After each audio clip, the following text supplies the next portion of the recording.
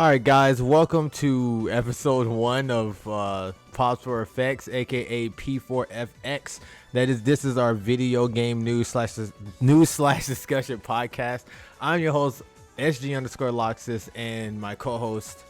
Hey, I'm DT-Faux or DT-Faux, however you want to pronounce it. It really doesn't matter at this point. I'm also kind of out of breath because I actually went to run during the intro. Wait, what? Why did you go run? I ran to another room to pick up my Switch Lite. Oh boy.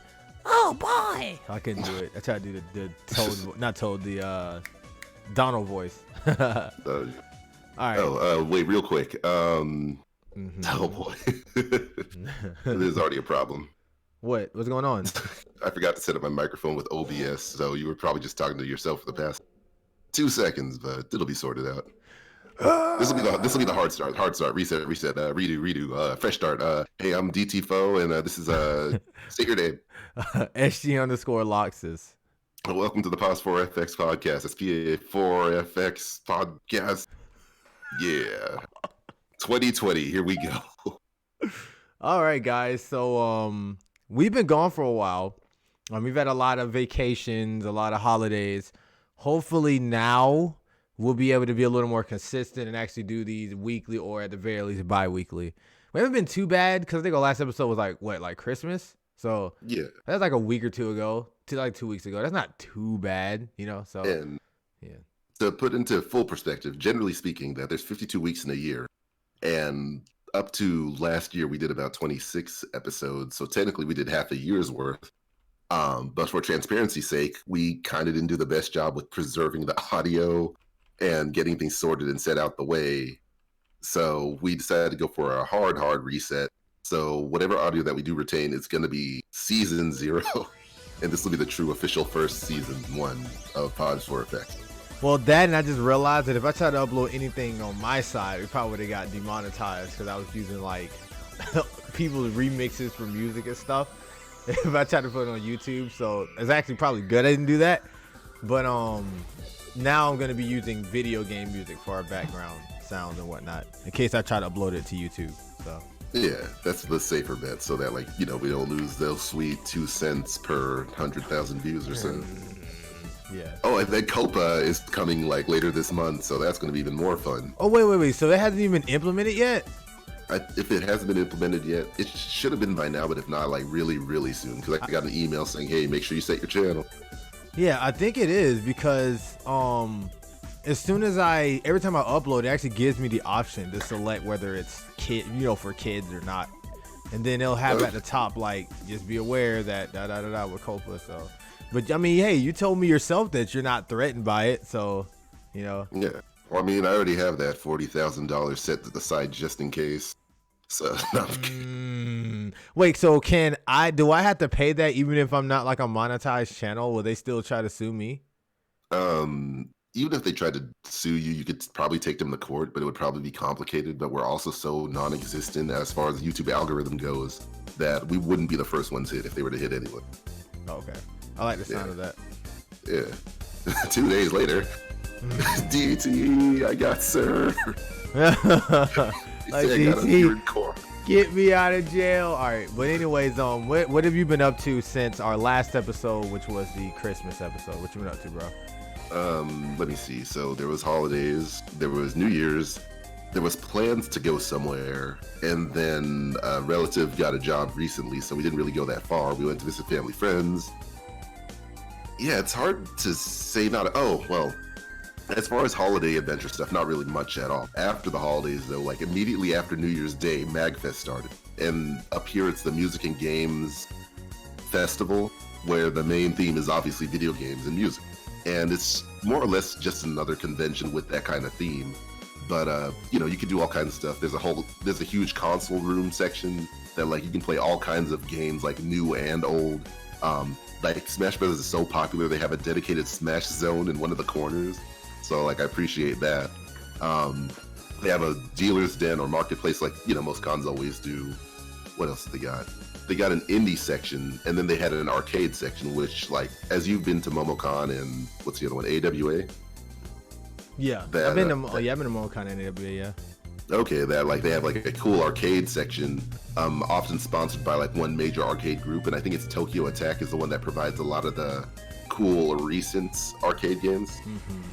Yeah, so it was a lot of fun. I took part in 2 Smash Brothers tournaments because apparently what they do is that rather than one giant one like they do at majors and stuff, they do a bunch of small ones. So they had 3 on Friday, 3 on Saturday, and 1 on Sunday. And the one I took part on Friday, I got eliminated immediately. Oh, and that shoot. was embarrassing. I saw your tweet about that too. Was it like, and I also mentioned in the tweet too, I had the Smash Brothers jersey, I had the Smash Brothers jacket.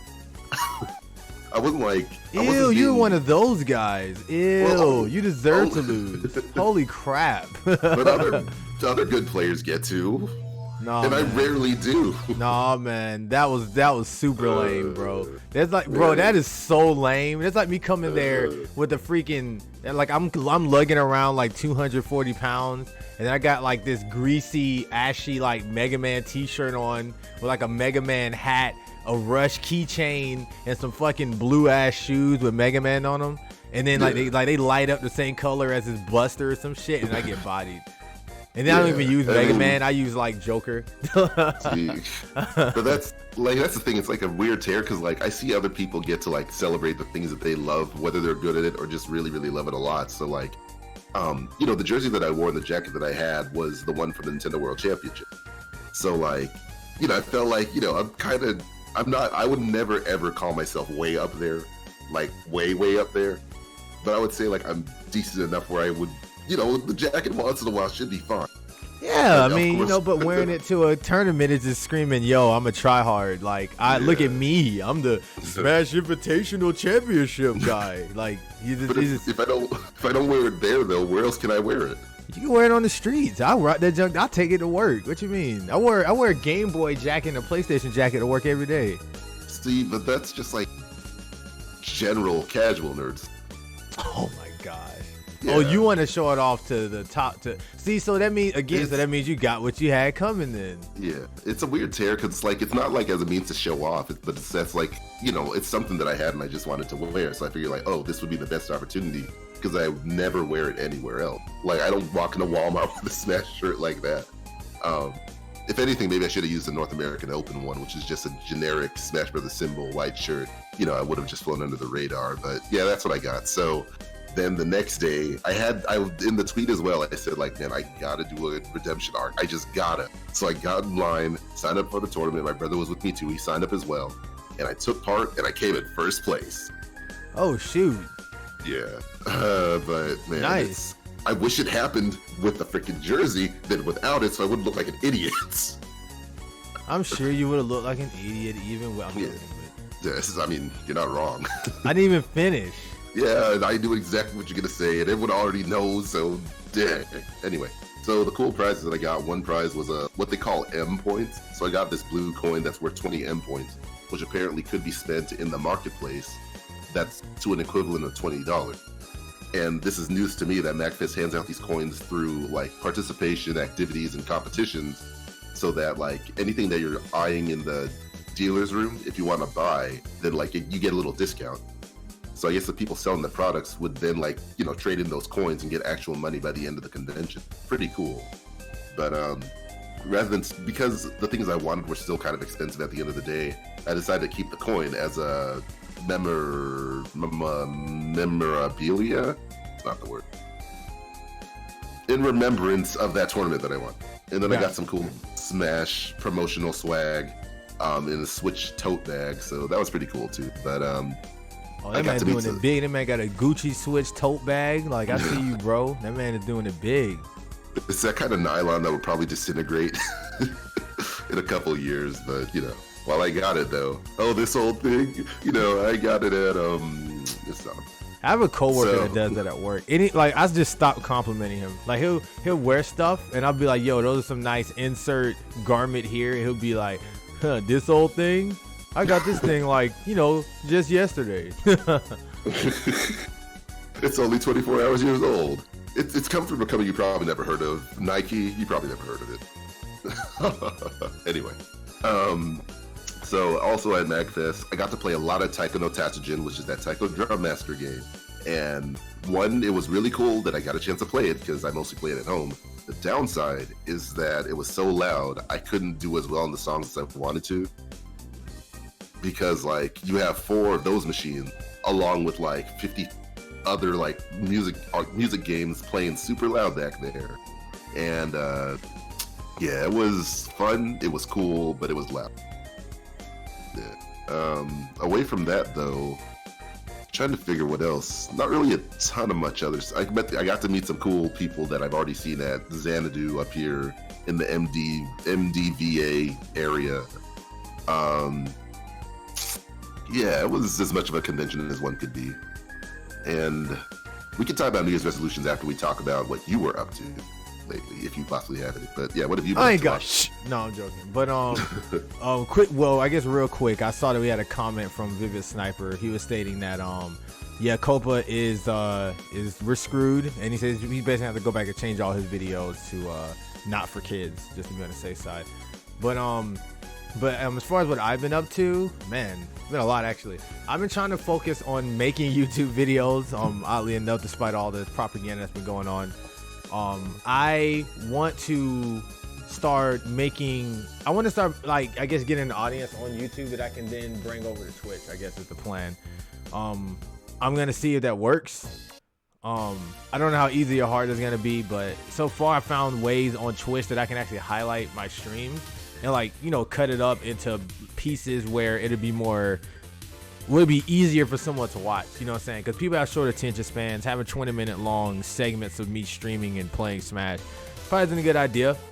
So I'm probably just gonna like cut it up. What I've been doing is basically I'll cut out all of the filler or whatever, like even in matches, just go straight to like the funny stuff or like the cool stuff and just put it all together and upload it. I did it with the first video. That was really light editing, so maybe the next video I'll do more editing on that. So right now, just kind of trying to get into YouTube. I also want to make a retrospective series on YouTube. I mentioned this to the people in my chat. I want to take a different approach though, because I know like a lot of people when they do retrospectives, they'll go over the history and they have all these detailed information. But I'm not necessarily gonna do that because, you know, that people can easily find that from them. I'm just gonna basically give my perception on the game and my just basically give somebody a different perspective on it. Like, this is me and my approach when I first played this game. Like, for instance, I got Mega Man 9 from you. You bought that for me back in high school, I remember. And that was actually the first classic Mega Man game I think I ever played, technically, from the classic series. So, you know, I have a different approach to that game versus somebody else, you know what I'm saying? So I can probably talk about that kind of stuff. So yeah, this is just trying to learn how to do video editing for stuff like that and get that going. Other than that, Christmas was cool. I think we talked on Christmas, didn't we? Yeah, we talked. Okay. Let me check the calendar real quick because I think we talked a little bit after Christmas. We did. Then I said, yeah, we talked the 30th. No. We talked the 24th because I wasn't sure how busy we were gonna be after Christmas and before New Year's. So this is the first official episode after New Year's. Okay, got you. All right. So yeah, so for Christmas I got some neat stuff. I got like a PlayStation sweater, Naruto socks, and the Mega Man socks, and I got some other stuff. Other than that, everything was cool. New Year's was cool. I went to a New Year's party. I got pretty lit, and if for you kids that don't know what lit means, I got drunk, kinda. Me and my friends, we went to a party with our college friends. That was fun. We all got home safe though. I wore a Jabberwocky mask there. For those of you that don't know what a Jabberwocky mask is, those all white masks. I don't know what they're actually called, but I wore that. Me and my friend wore it actually, and we wore like white shirts and like black pants and shit to go with it. So it was pretty cool.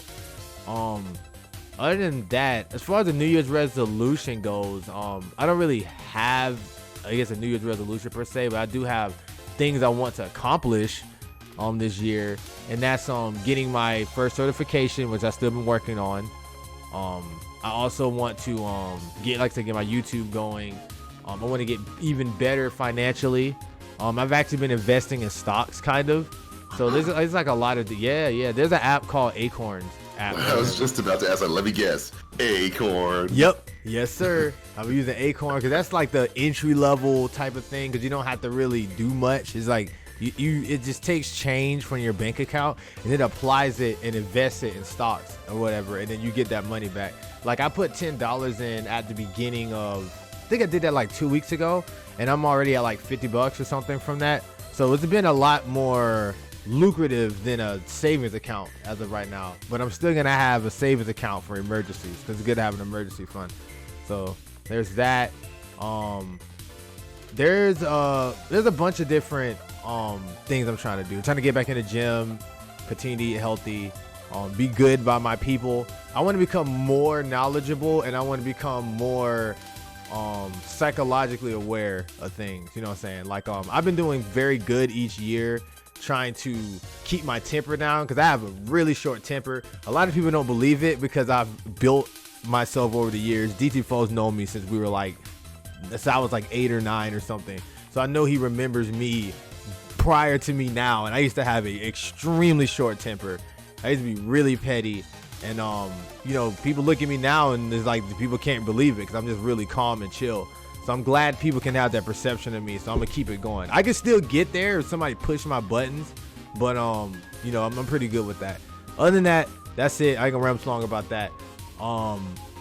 We can go on to video game news. So, there's another comment from Vivid here. He says his New Year's evolution was to be OD and fresh.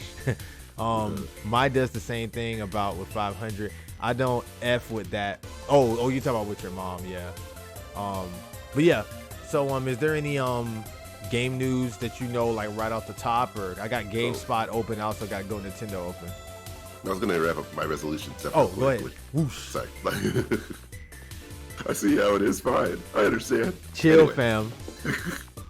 So, yeah, like for the longest I've been talking about so much other stuff I wanted to do. I want to finally get back into some personal work. And I guess if there's anyone who, you know, knows of me doing commission work and stuff that's listening right now, I guess now is as good a time to say, maybe I'll do a more formal journal later, is that I'm going to be stopping with comic commission after I wrap up the last bit that I have left, because what I've learned over the past few years is that they're very time consuming, and like when you're working on one thing, you only have so much time in the day, and it can also take a lot of energy. And as grateful as I am and as thankful as I am that I've been getting comic commission, I'm going to scale back to just picture commissions and those kind of illustration stuff, so I can finally work on my own projects, whether I'm trying to, you know, pick back up animation, get into 3D modeling, get into game design, work on my art portfolio, or just, you know, finally kick off a series that I've been considering for a while. And that does include one of the ones that we've been talking about, which we'll, you know, probably have to talk about a little bit more a little later on, depending on how much actually gets done. Right. We can a quick debriefing. But we talked about it last episode too, I think. I think we talked about it actually after the stream was over. But we were basically, back in the day, I used to draw too.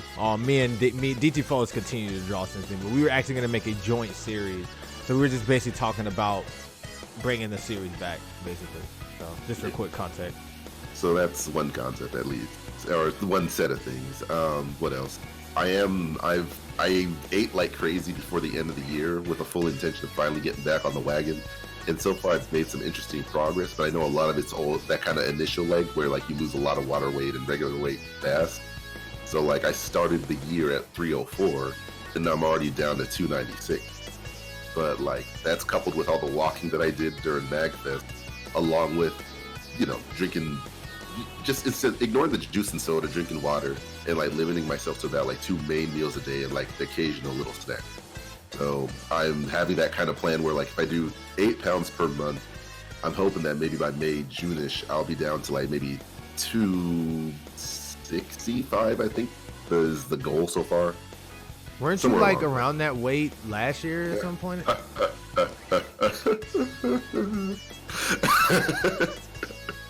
Yeah, so what had happened was, and for the record, yeah, I started the year last year at 310. By summertime, I was able to make it all the way down to like about 275. Once again, due to all the walking we were doing when we were in Jamaica and stuff. And then unfortunately, like I fell off the wagon, so it went back up. But so now it's time to get back on it and do it again. That's where I'm at now. And it kind of sucks, but it's kind of working. Like, you know, part of it is willpower of like knowing that you don't need to eat the second you feel like eating. and like even trying to ignore when you feel like that little twinge of hungry, but it's not, you know, it's not like starving hungry. And then like also trying to watch my portion sizes so that I know that like, all right, well, if I avoid if I avoid all this bread and stuff, if I just stick with like vegetables and eggs and cheese and stuff, it'll be a little bit more healthy than trying to have like all this stuff between 2 slices or 2 buns. Yeah, so that's something I'm working on, hoping it turns out well. And yeah, I guess away from that, it's the same thing like you, trying to save up money. Oh, trying to get more into my career side of things, because that's the thing I'm getting tired of not doing. And that's also why I want to work on my portfolio and personal stuff so that I can show it off to studios and say, please hire me. So, yeah, away from that, that's pretty much all that's going on. So, yeah, now I think we're ready for game news unless you have anything else you need. No, that's pretty much it.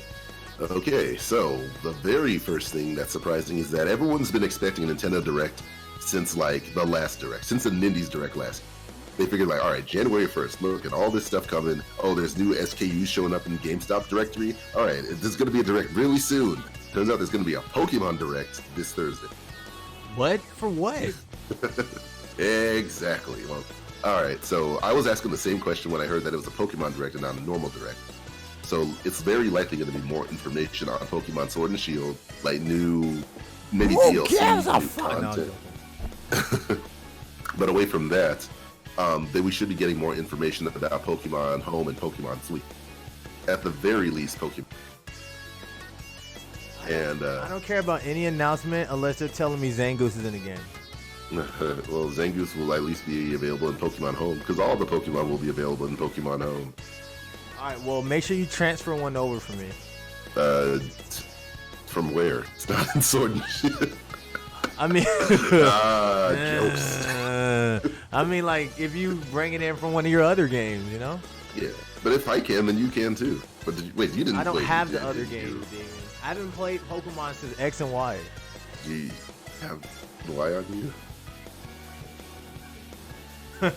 LoXus. No, I don't. Okay, fine. I'll see what I can do. Wait, why was that? See, why is that so hard? Like, why did we have to go through all of this? You guys have been like, yes, I'll give you the thing. You knew I didn't have that game. I don't know why. I forgot you didn't have that game. Anyways, wait a second. Isn't Zangoose Gen 3? Yes, he's Gen 3. I don't have that either. Well, no, I was gonna say Gen 3 was well. Actually, I do have or Mega Sapphire, so that might be possible. But you have Pokemon Go, and Gen 3 released on Pokemon Go. I don't want to play I don't want to play Pokemon Go. I probably got to go to like London or something to get it. Like, I don't want to play Pokemon Go. See, but it's not about the destination, it's about the journey. Why are you making me... The point of Pokemon is trading with your friends. You need to get that Zangoose and trade with your friends. So what are you going to give me then? I'm going to give you a Bidoof. What do you think? I don't feel like it anymore. Oh my goodness gracious. Bidoof, what do you think I am? A chair? No, I looks like this. Wait, what? Anyways, I'm going to alright, so that Pokemon thing's up. I guess a lot of people are getting, there's a lot of rumors and leaks for like the PS5 for some reason. I don't know why that's been resurfacing like crazy. Any thoughts on that, or like what is your overall thoughts on the PS5 in general? If I recall correctly, I at least saw the image of the PS5 logo, or whatever you'd call it. Yeah. And it looks pretty standard and basic, but like I just don't really know what to expect as far as, you know, the PS5 itself. Like, you know, hit me up when we start seeing more of the games and something unique to the system. But like, or maybe more the technological side of it. Like, are they improving cloud gaming, or like, I need something that's gonna really wow me. Like, I know games are coming, but what game? How cool are they gonna? Can you do? Is there gonna be some kind of portability? Can I load up some of the games on my? Can I do remote play on my phone? And can remote play work better on this new system? Yeah. Well, I'm hoping that I'm just hoping that they bring something new to the table. I'm hoping it's not going to be too expensive. I am very interested in its look. I'm hoping with it looking like the way it does. I'm hoping it has cool LED lights and shit that you can turn on and off. But I think we have a lot to look forward to, because we got 3D audio sounds coming. We got the haptics, adaptive triggers. I guess it's gonna be really important. We got the ultra high speed solid state drive, the hardware based ray tracing. We got the ultra HD Blu-ray. We got the freaking eco-friendly settings on it that nobody's ever gonna use because their game's gonna look like shit probably. So it's like we got all that stuff. So I'm just curious to see where it's gonna go, you know? Well, real quick, it's apparently that remember when we were talking about the design of the thing? Have you seen the picture of a person cleaning it? Alright, I'm gonna send it to you real quick, assuming that it's real, but it's on the Discord thing now, so check it out if you want. Apparently the design is real, but apparently it is looking like a dev kit. Let me see. But wow, there's no way. Yeah, that's why I think the assumption is that it's a dev kit and not a real system. But then again, like, this is just general news and rumor. And that's also the rough thing to deal with, is like, because it's so early in the thing, like, you know, you gotta take rumors with a grain of salt. You never know what the final thing's gonna be. Like, back when the Wii was first being developed, it was gonna be called, like, I think its codename was Revolution. So everyone thought it was gonna be, the final name was gonna be the Revolution until they changed it to Wii. And which one was the NX? The NX? Yeah, that was a Switch. Okay. And then by the end of the day, it was called the Switch. So yeah, I mean, because I'm not as big of a Sony fan, I'm not as hyped about it, because like I barely pay my PS4 as much as I do. Although I do want to start a Monster Hunter World and get Persona 5 Royale when it comes out. But yeah, I expect it to be solid. I'm hoping the games will be good. I'm hoping that the launch games will be like legitimate launch games and not the kind of buffer stuff we're used to dealing with. Like, we're, you know, it's 2020. Let's get the quality out of the gate now. So apparently, let me see if I can pull this up on my screen. They have a Alienware is coming out with their own version of something very reminiscent to the Switch, even down to the button layout. Like, it's literally identical to the Switch, but it's like, it's all white. Like, hold on, I'm gonna pull it up on my stream right now. Yeah, I see it too. Oh, so you see what I'm talking about anyway? Yeah. It looks interesting. It's supposed to be like a portable PC handheld. That's actually that has the conceptually, that's pretty insane, dude. Like, imagine being able to take your PC games with you on the go. Like, that's actually kind of crazy. But that's the thing though, with PC gaming, that's a lot more, depending on which PC game you're using, which launcher you're using. Like, how well will this work without like an internet connection? Because that's always been like the biggest stipulation with Switch games that require online play, is that like a lot of people are willing to skip those games if it requires a DRM or that kind of stuff. If it can work offline, I can see this getting pretty far, actually. Yeah, I guess that is kind of a problem, because a lot of us use Steam and you'd have to be on, I mean, but then you just use Wi-Fi. But I mean, as long as you your game usually runs fine, you know what I'm saying? Because I have a laptop, which is basically just a bigger version of this thing, I guess. And like, my laptop essentially allows you to so like with Steam, for instance, right? You log into Steam, you get your game. Your internet connection doesn't affect how your game runs on Steam. Like, the only thing that your connection does is used to verify that you're used and you can play your games, basically. After that, the game runs based off your computer specs. So yeah. I don't think that if it's using that same logic, I don't think it'll be a problem. If it's streaming your games, then I can see that possibly being a thing. I don't even know how games will be played on this thing. I doubt you can put a CD in this thing. Most PC games don't run on CDs. I wonder how in the hell would you play your games on this thing without streaming it? It'll most likely be a micro SD card, because, you know, that stuff, they're getting up to like 2 terabytes now. As expensive that might be. But then that's my other concern/question, is that like a dedicated PC Switch like system, how expensive is that gonna be? Because like Nintendo finds a weird way of like cutting corners while also putting in just enough where the price isn't too bad, but it's also not necessarily cheap. But like, oftentimes these other companies that try to chase either cheapness or fidelity, it either becomes really, really expensive or really, really low quality. So yeah, it'll be interesting to see how this plays out. The Switch is going to be 3 years old by this March, so it's not surprising that any other company's trying to get in on this now. Even though I thought they would have had like a copyright or whatever the equivalent is. Oh, and apparently the controllers on the sides actually, like, you can actually like take them off like the Switch too. I didn't know that. That's weird. Yeah, it's literally the Switch PC. All right. I smell a lawsuit. And Nintendo's been kind of anal this year with their lawsuits and stuff too. So, last year I mean. So, wait a second. Actually, I think I'm already in the comment section just checking. I see someone like referring $1,200. If that's true, then that's gonna be very expensive.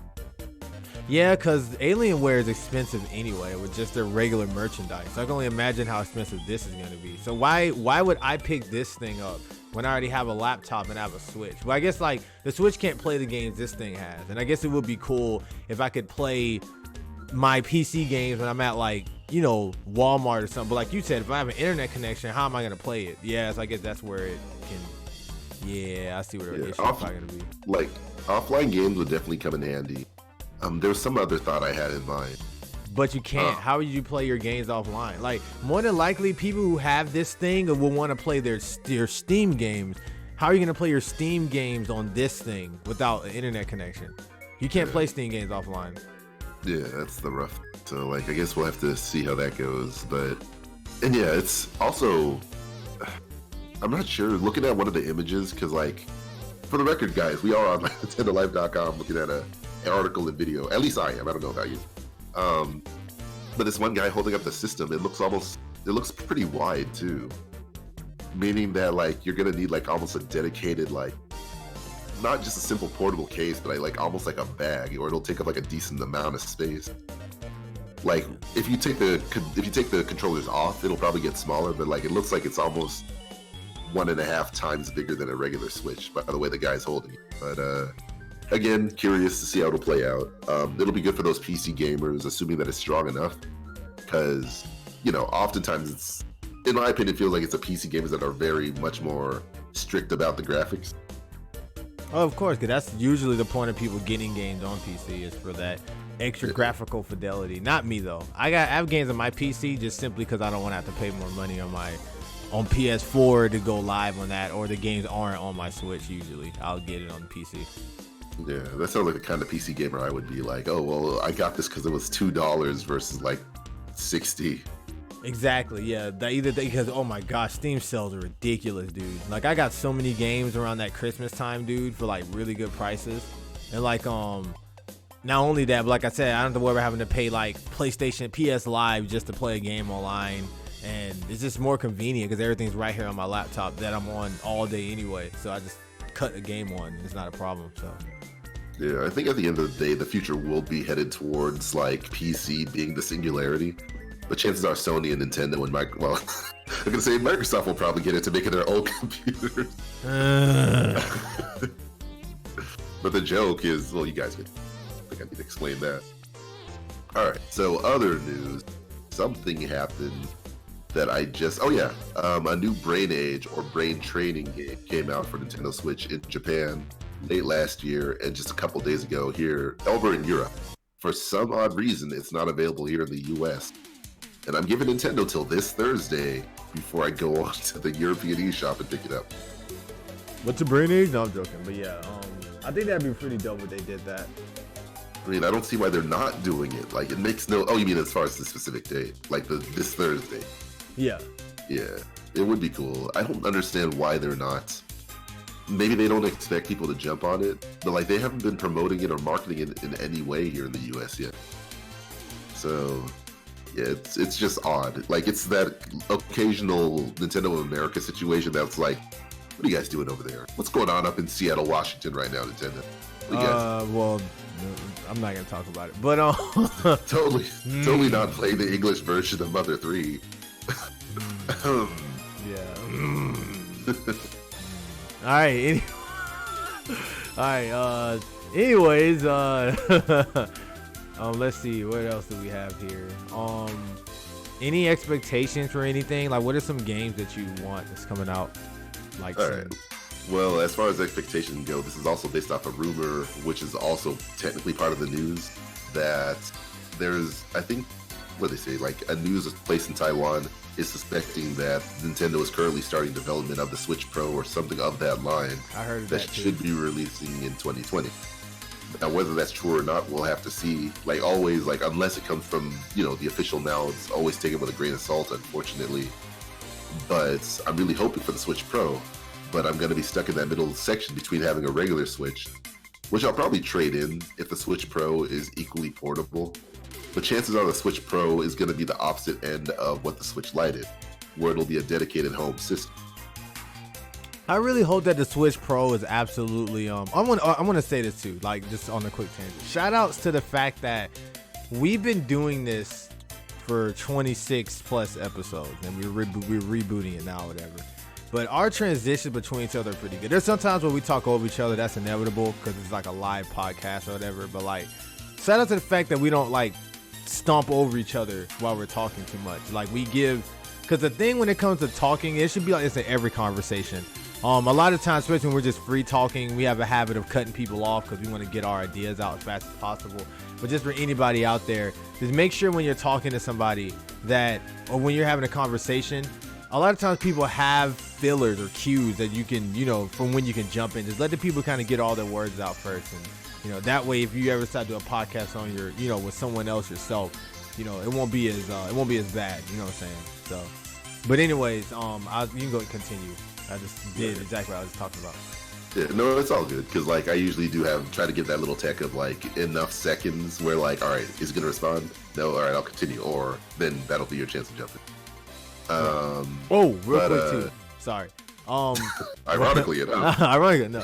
I forgot to mention earlier. I bought this really cool Zelda cup. I bought a little Zelda mug. It's like all black and it got like the Zelda symbol on it. Junk is clean. All right. Anyways, go ahead. Is it the kind of cup where if you pour hot water in it, like the color changes, or? No, I don't have one of those fancy things. Mine was like $8. Okay. It's just a black mug. Like it's like a little black cup with a handle on it, and it has like Zelda. It's like a little coffee mug, but it's it's all black with like the Zelda logo on one side, and then like the actual symbol on the back. So that sounds pretty cool. It's pretty neat. I'm gonna start collecting those type of thing. I'm gonna get like a Mega Man one next. So I was reading that the Mega Man one was pretty bad though. So. I was saying oh no because like the moment the word I'm gonna start collecting, it's all downhill from here. Because like then you're gonna be opening the cupboard one day and like you're gonna be shoving the new mug in because you're running out of space. And like I would know. I collect Amiibo. I would know. I have them. Or I tried. No, but back to what you were talking about. We're talking about the Switch Pro because I actually had something I wanted to chime in on after you were done. But you were talking about how, if you hopefully it would be portable, but it may not be. You were talking about that. Yeah, like that thought just came out of nowhere. Like if the Switch Lite is exclusively portable to make it a little bit cheaper, what will Nintendo do to keep the Switch Pro affordable? And I feel like the only way to keep it affordable would be to not make it portable, unfortunately. And I'm really hoping that's not the case because I think everyone's hoping it'll be both powerful and portable. But if you're going to try to, challenge the inevitable PS5 and the Xbox Series X, then like a powerful Switch that doesn't switch seemed like the only approach, unfortunately. Yeah, I feel like with the with the Switch Pro, I'm just hoping that we're not getting our hopes up and then we get like cucked in a way that like we're thinking we're about to get this thing that's going to be competitive to the new market of games. Like I'm not expecting them to make something groundbreaking that's going to compete with PS5 and the new Xbox, but like a supremely upgraded Switch. Like what if it's just something like, well, we've upgraded only have we upgraded the battery life, but we made it where the Switch the Switch Joy-Cons light up now, and the battery lasts longer. There's your Switch Pro. Nah, because oddly enough, the version 2 OG Switch is kind of is like halfway to what the Pro rumor was. If that makes sense, where like it already has a stronger battery compared to the regular Switch, where you'd only get like 2.5 to like I think 4.5 hours on the regular Switch. I think you can get up to like 9 hours on the new version Switch, depending on what game you're playing. Not Breath of the Wild, that's about 6 hours still. Like it's much better already. But nah, I think the furthest Nintendo's probably going to go, because since they always say they're not chasing after graphics that hard, I think that they would only push just enough so that they're not left behind in ports and like cross console releases, because they're already popular enough to get new games. We're also kind of reaching like that diminishing return. Well, we're way past diminishing returns where yes, games are looking prettier, but they're also more expensive to make. They also take a little bit longer to make. So everyone's kind of, the AAAs are going for the big, very pretty games, while the little guys are still kind of staying with the pixel art. You don't need a strong console to run like Celeste and whatever that one girl fighter game is from the same people who made Indivisible. I think that's something really cool too. Oh yeah, real quick, we have a question from the chat. Not question, but a statement. Q was saying hopefully it's gonna be a non-portable system, since I never get it outside of the dock anyway. You know, and I also agree with that, because I don't really use my Switch portably, so I actually wouldn't mind if it wasn't portable. And I'm also curious if they're making this with the thought in mind that maybe people may still have their Switch potentially, or may have Switch Lites and they're gonna have this, or they might think like, do we really need to make this thing portable, considering people probably gonna take their Switch outside the crib anyway? And with them having a Switch Lite, which is basically the Switch but completely portable, what if they just make a literal home console of it? But I feel like if they do that too, it'll kind of defeat the purpose of it being a Switch. So the Switch Lite already kind of defeats the purpose too, to me, a little. But yeah, I mean, I would say that the Switch Lite, like, it's like the Switch is officially the branding of it. Like, it doesn't matter what it can do. Switch is the branding. It's no longer just literal. And oddly enough, like, I am kind of stuck in that situation where, like, out of all the things I prefer to take with me on the go, I prefer to take the Switch Lite with me. The only times I really am willing to take the OG Switch is if I know I'm going to be docking somewhere, or two, I know I'm going to be doing multiplayer. But if I know I'm playing on my own for the entire day, then like I'm going to be bringing my Switch Lite. That's what I did at MagFest actually, and it was much more smaller and easier to take around. But it was when all the Smash docks were full, and I was like, man, I really wish I could play Smash with someone without having to wait. Then like the final day, I brought my OG Switch because there was someone I was planning to play with. So I'm hoping that Nintendo doesn't try to make us decide with a Switch Pro. I have no problem if it's slightly bigger than the OG Switch, if it is also going to be stronger, but I would love for them to keep the portability in some form so that it's not just a stuck-at-home console. Absolutely. I'm just hoping that it is something fresh, because that has been a while. It was like 2 years since Switch been out now. Well, this March makes 3. Dang, 3 years. Yeah, holy crap! It released 2017. Crap. Dang, March 2017. Fast. You're right though, because I got this console not even a year after I started working at my current job. It's gonna be 4 years coming in June. So yeah, wow, that's crazy. But yeah. So I think we're due for like an upgraded version per se by now, especially like with these new consoles coming out. But going back to what you were talking about with Celeste, because I don't want to lose that topic you had up. That's something I want to chime in on that too. I think it's interesting how now a lot of indie games brought a lot of good things to the console market, or to the video game market in general. We're like, at one point we were getting saturated with these storytelling games and the Telltale type games. And like, it was like that, or like FPS games with the highest graphics. They gotta look just like the people. You know what I'm saying? Platformer games were getting thrown up on the shelves, aside from like, different little remakes they were making. Like, shout out to New Super Mario Brothers and Sonic 4 that they tried to do, and Mega Man 9 and 10. But that was like a long time ago, even between that. But yeah, like with indie games showed that you can bring back an old school type of game, you know what I'm saying, or the feel for games, and people will still grab onto it. Like, we have games like you said, like Celeste. They had Shovel Knight. They had Mighty Switch Force. They had freaking what's that game that everybody liked with the genie chick that be whipping people with her hair? Shantae. You got Shantae. They got all of these different indie games, and there's way more than that I probably can't even think of, because it's just so many. Gunvolt and all of them. And it showed that you don't have to have all this next level graphics. People want these games. I think more people are buying these type of games and want these type of games than these big giant AAA super graphically intensive games. I feel like having a mix of both is a good idea. We need both in the market. We need the cheaper, pixelated, but charming games, and then we can have the $60 I'm looking at myself in the mirror type of games. You know what I'm saying? To me. Yeah, and like it also helps too that when you're doing AAA games, you're taking all these chances, but in taking all these chances, you're less likely to take risk. So like, you know, when you're spending like literally millions of dollars and like all this marketing and stuff, your games are gonna be generally safer. Occasionally, like you'll get the Death Stranding and stuff, which will be like the AAA art piece in a weird way. Because like Kojima, who made that, who used to work on Metal Gear, like apparently he wasn't as tethered or held on a leash compared to like Metal Gear and stuff. So we saw that worked out. A lot of people loved it. It was very divisive. But yeah, you'll usually get more of that from indie games. So for example, Untitled Goose Game came out last year and it recently passed 1 million sales. And it's a game nobody knew they wanted, but it wound up being really, really good.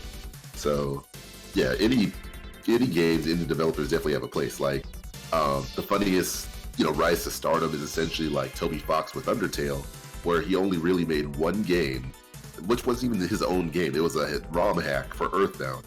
And then he helped with, I always forget the name of it, but it was some kind of webcomic series he helped with a little bit of. And then like he essentially moved on to Undertale. And it's so big that like somehow he's a Western developer who broke into the Japanese space, because if Undertale's popular here, I would probably argue it's even more popular over there, between all the fan art and like not accommodation, all the celebration it gets. And then on top of that, the dude who only made one official game, his music got put into Smash Brothers, one of the biggest, essentially, celebration of video games out there. And like Sakurai even invited them over. Like I'll still never get over that. So, you know, any people are putting in the work.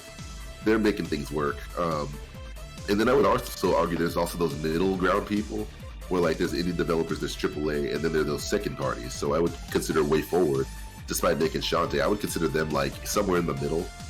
They're definitely indie, but they're not like small, but they're also not huge. Platinum Games is working in the AAA industry, but apparently, this is also part of the news technically, that the Tencent, which is like a Chinese investor, they're throwing money at them now so that they can work on self-publishing their own games, meaning that we might get more games like Bayonetta and Astral Chain without Platinum having to go run from publisher to publisher saying like, please can you support our games, please can you support our games. So yeah, indie games doing it, dog. Doing it, wow. But yeah, I'm seeing it and doing it well. Yeah, I think all of that's dope. I can't wait to see what 2020 is gonna bring. I feel like video games have gotten less stale over the past like 5 or 6 years. Like it seemed like there's always something to get, there's something to buy. It's like it's so many things you haven't tried.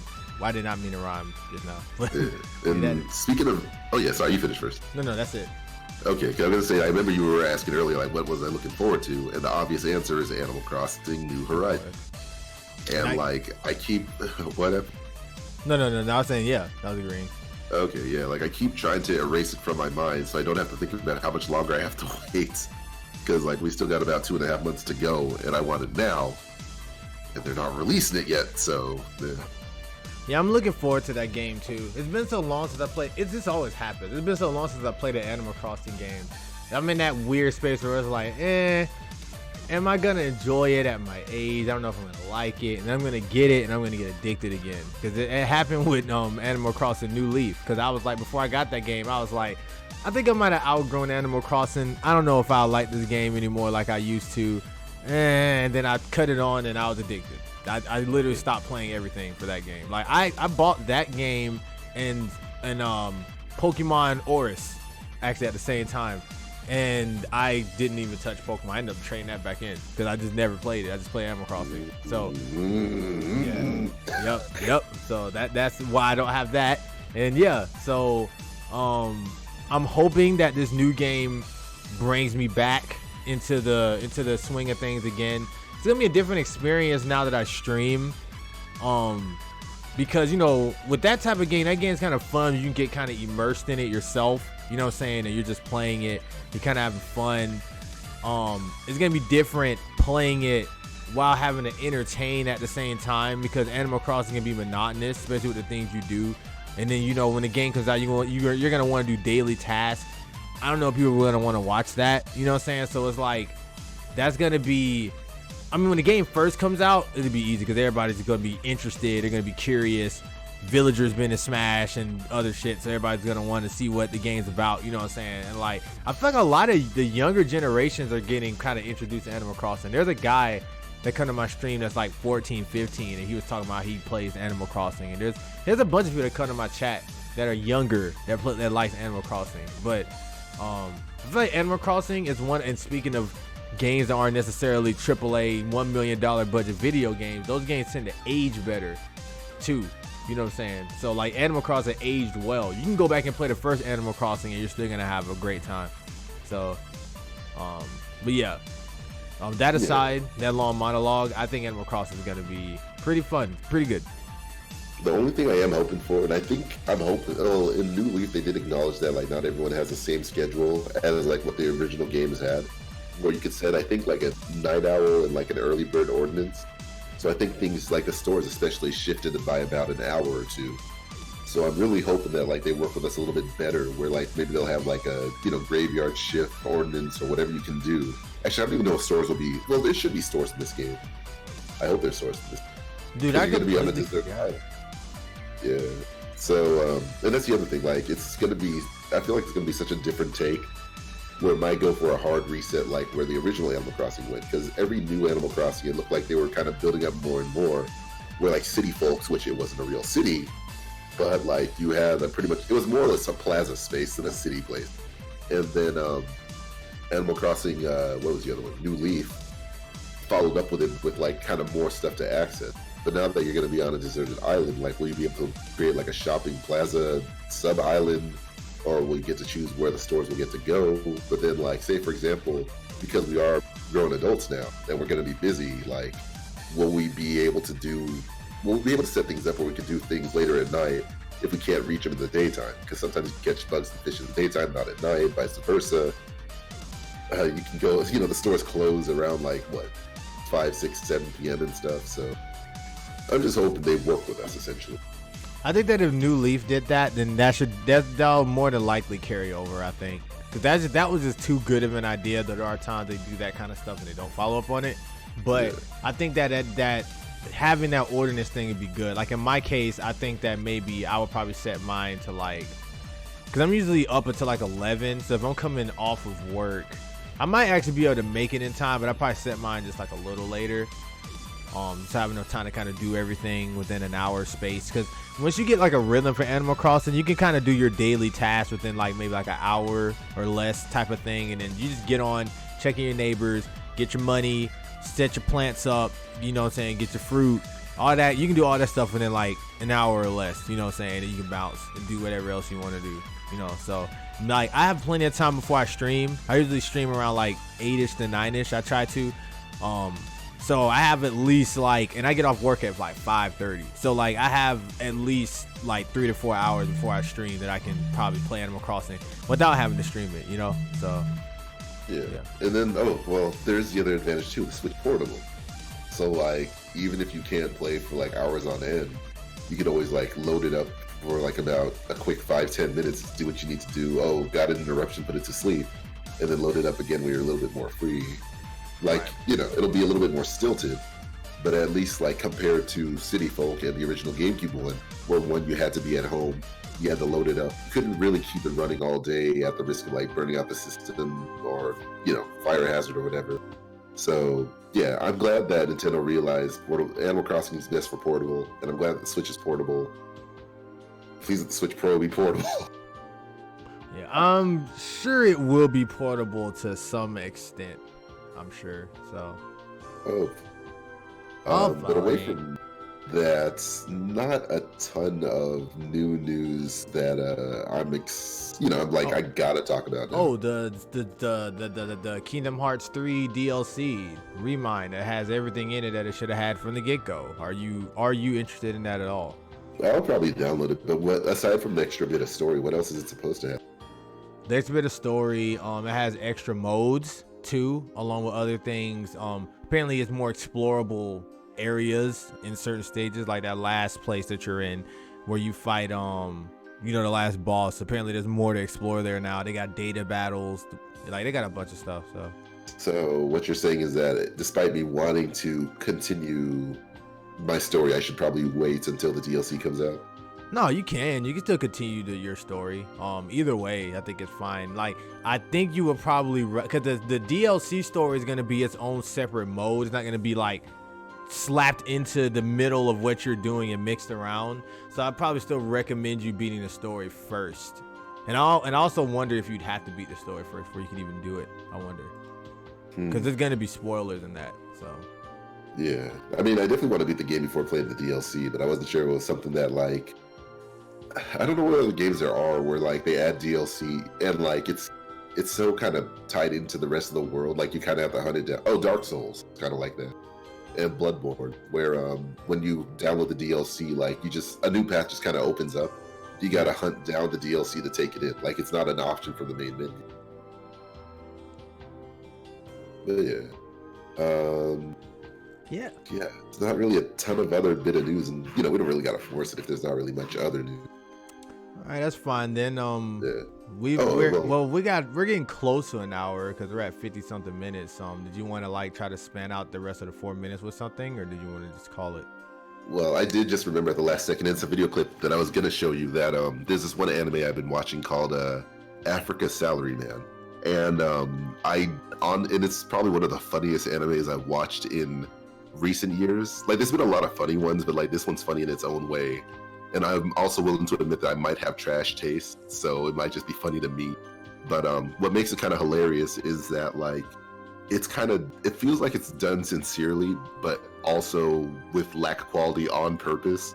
Because like I've come to learn that I'm an idiot. I was an idiot when I hated 3D animation in anime, and like this show will use it for no reason at all, aside from like maybe some visual jokes and stuff. But like it just jumps between 2D animation and 3D animation, and like the animation is like, I wouldn't say bad, but it's very stilted, like very robotic, like somewhere between mocap and no mocap at all. But it helps sell the comic.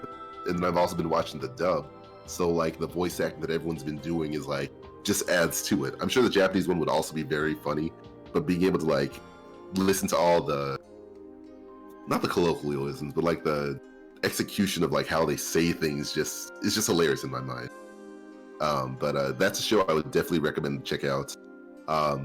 Another show I've been watching is Steven Universe Future, which is, as far as we know, it's kind of the final quote-unquote season, even though they call it a limited series.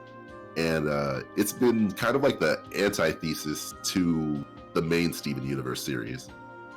But I don't know how much of Steven Universe you've been watching, where I'm not sure how much I can really talk about.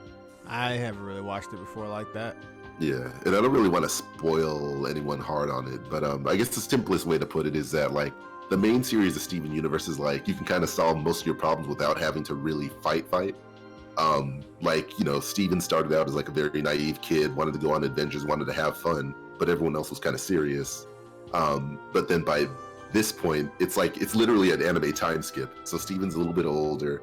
He's taken on more responsibilities. He's matured a little bit more, but he's also a teenager. So he's kind of dealing with that kind of stress as teenager deals with, but then it feels like everything's flipped. So like where he was originally trying to help out everyone else really, really hard, he's still interested in helping everyone, but apparently he has his own issues to sort out. And like, you know, where those characters can be happy-go-lucky and stuff, like he looks tired, he looks stressed, he looks frustrated, and it's kind of cathartic to see play out, only because like it feels realer now. Interesting. Yes. So I mean, for all the flaws that it might have, I do honestly recommend watching Steven Universe, then Steven Universe the movie, then Steven Universe Future. And because it's a Western cartoon, it's kind of an easier thing to jump into, because most of the episodes are about 11 minutes long, as opposed to like 22 or 45 minutes or however long. So, you know, you can just jump in and out rather than like having to set time aside to watch a whole entire episode. Yeah, I'm looking at pictures now or whatever. Something I love in series, I like time skips. I don't know why. Like I like seeing like characters, especially like series that have characters like when they're a lot younger, like when they're like kids practically. Like seeing them kind of growing up into teenagers and then just kind of comparing it to. I like time skips and shows. I think it's pretty cool. Yeah, like I also appreciated, depending, honestly, Because, like, I hate to say it, and I know I say it a lot, is that I fell off of Naruto after the time skip. Like, I felt like it got a little bit too serious, but also dragged a little bit too long in a way. But I don't know how real Naruto fans feel about that who stuck all the way to the end. No, I mean, it depends. Like, I think if you were reading the manga, it wouldn't have been as bad. Lol, the manga, but I feel like it would have been I don't know. I see what I can see where you're coming from. I can get exhausting because it just lasted so long. And especially with all the filler and everything else in there, especially if you're keeping with the anime specifically. But I think if you were reading the manga, it may not have been quite as bad. That's most likely. I mean, I think I might have talked about it before, but like the reason why I always enjoy watching the animated version versus reading the comics or the manga is because like I like taking in the experience a little bit. Yeah. Where and it might just be me, but like when I'm reading pages, I'm kind of just reading pages. I kind of skim over the art so I could read the words, so I could just like read the story. But like when watching the anime or watching the cartoons, like you know you get everything with it. You get the emotion, you get the music, you get the voice acting, and I think one of the shows that it really shines in is My Hero Academia, which I know it's kind of like popcorn anime at this point, like it's more or less a new age Naruto and stuff. But the way like the characters just like say their lines, the way the music like rises up, the way the animation goes down, the special effects and stuff. Because like they kind of hold the poses for you rather than you reading at your own pace, which is oftentimes speeding through. Like it just feels a little bit more impactful as opposed to just reading the comic pages, as cool as they can be. The advantage of reading the comic pages is that you get ahead of everyone else while everyone else is waiting for the new episodes of the new season.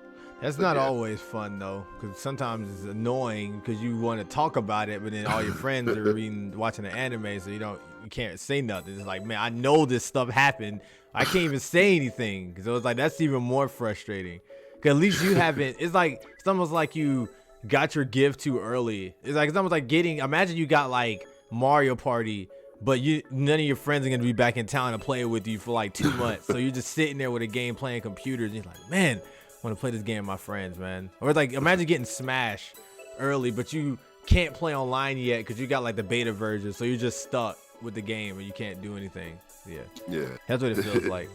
It reminds me of this one YouTube video of like it was saying manga readers versus anime readers, and like the guy who's watching the anime is like saying like, man, I love this character, man, he's my favorite one, man, I can't see what great adventure is gonna go on. Then the manga reader like, yeah, well, yeah, whatever kind of thing. Yeah, like he knows. yeah.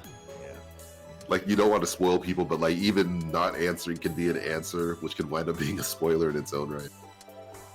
But on that note, guys, I'm gonna go ahead and start wrapping it up because I got some people looking for me. But the last thing I'm gonna say before we close is it looks like, of course, in typical Capcom fashion, for their cover arts for the Mega Man ZX.